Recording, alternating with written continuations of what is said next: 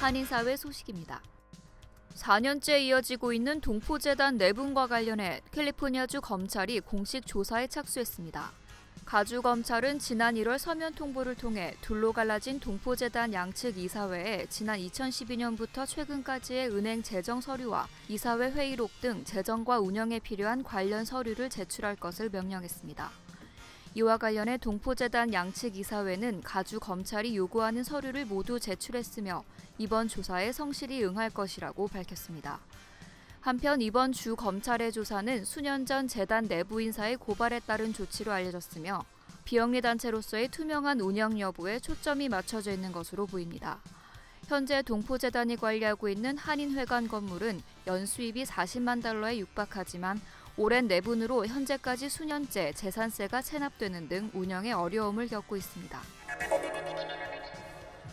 1년 뒤로 다가온 평창 올림픽을 홍보하기 위한 특별 행사가 어제 타운에서 열렸습니다. 이번 행사를 주관한 LA 2024위원회는 평창 홍보 행사가 2024년 LA 하계올림픽 유치를 위해 노력하고 있는 LA시와 한인사회 간의 올림픽 교류를 강화하는 취지라고 설명했습니다. We just want to get everyone excited about those winter games and have a little fun doing some winter sports like curling. Help athletes understand what it would be like when they came here, how their experience would be personalized, and they would have an incredible experience.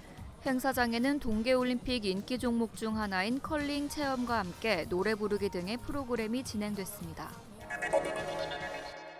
83세 한인 할머니 폭행 사건을 계기로 지역 커뮤니티 경찰과 할인단체가 힘을 모아 노인 커뮤니티 보호에 힘을 모으기로 했습니다. 한미연합회와 올림픽경찰서는 다음 주 화요일 공동 기자회견을 열고 커뮤니티 노인 보호를 위한 파트너십 구축과 이에 필요한 대책안을 발표할 예정입니다.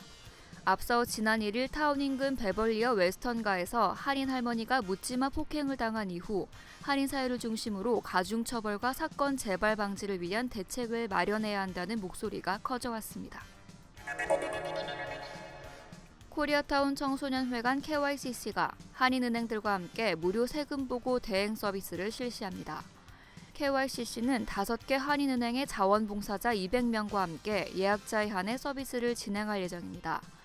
지원 대상은 연소득 5만 3천 달러 미만인 가정이나 개인일 경우 가능하며 소득증명서와 지난해 세금 보고서 등 필요한 서류를 지참하면 됩니다.